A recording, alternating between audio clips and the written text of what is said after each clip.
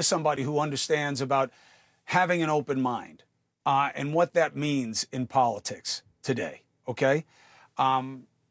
We have Democratic West Virginia Senator Joe Manchin. As you may have heard, he's going to retire. And he has said he's not running for president. He's not part of the no labels thing, but he certainly understands the game. In fact, he's so sick of it. That's why he's leaving. And I think it's a big loss. Senator, good to see you. Hey, good to be with you, Chris. How you doing? Better than I deserve. Let me ask you, Senator, do you believe that there are Republican persuadables for President Biden? Or do you think Nikki Haley was just a protest vote, but ultimately those Republicans come home in November? Oh, no, my goodness. That's how he won in 2020. It was basically that middle, that centrist middle, that he was the adult in the room saying, I know how it works. He had a record of being in the center, working, making deals. I've known him for quite some time. He's always been a person you could sit down and talk to and work with, still can. My problem is that they moved him pretty far to the left. I'm hoping he comes back to the center or center left. You know, 55% of us, Chris, as you have been saying, we are in the center. We're center left, center right. We like to see the grand old party grand again, like to see the Democratic Party be responsible and compassionate, as they've always been, but more responsible and reasonable and common sense being made as a decision that you move forward with. That's what they're looking for. And if Joe Biden can come back and show them that he can actually govern from the middle with the people around him, I think will be the way he'll win them back. I think Donald Trump is who Donald Trump is. Trump versus Biden. Do you back Biden? I'm not involved right now in anything. I've said I cannot support Donald Trump. I love my country too much for that. But on the other hand, I want to see Joe Biden be able to get back to where he came from, where I always knew he was.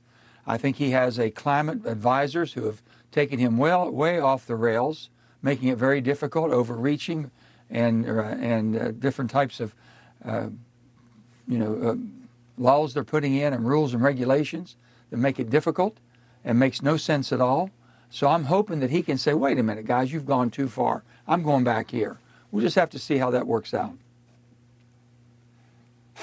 Senator, you're not surprised that immigration matters so much to people. It checks a lot of boxes between fentanyl and the economics and concerns about national security. You know, it's not just what I used to characterize as Trump creating the brown menace. You got the Chinese, you got Russians.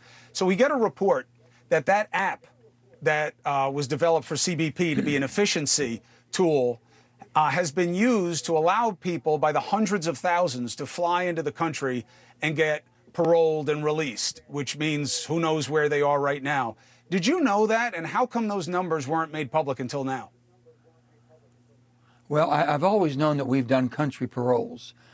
Countries that have had horrific conditions, they were supposed to be vetted, as I've always understood, vetted in the countries before they were given permission to come here on a parole basis. So they could go to work and start creating a life to see if they deserve to be in our country and if it worked out for everybody. But that's been going on for quite some time in many administrations, as I'm understanding it. I think that's what you're talking about, country parole. When we did border parole, that's when it got totally out of hand, because that's when catch and release started. The border today, Chris, I think in my lifetime is one of the most dangerous things we've ever faced. It has the ability to brew into something that we can't even imagine, because we don't know where an awful lot of these people are, what their intentions of coming here for. We weren't able to adjudicate them or vet them. And that's what's got to stop. And, you know, Joe Biden owns it. He has to say he made a horrible mistake. He can say, and I think I've heard this, for humanitarian and humane reasons. After the COVID, he tried to help people around the world that were displaced and upheaved, and thought that he could give them some respite. Well, guess what? I don't think he ever intended that we'd ever get overrun. They've waited too long to react.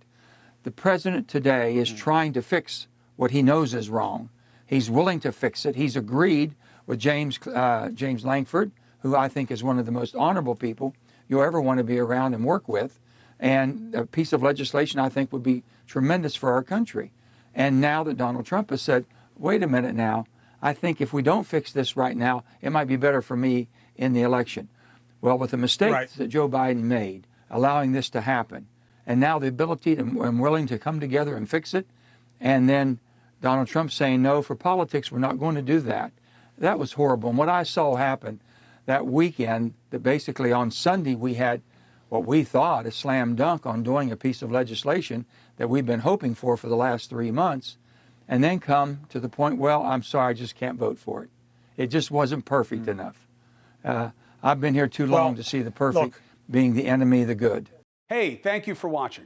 Please go to newsnationnow.com, newsnationnow.com, and you can find NewsNation on your television provider. And don't forget to click the red subscribe button down below.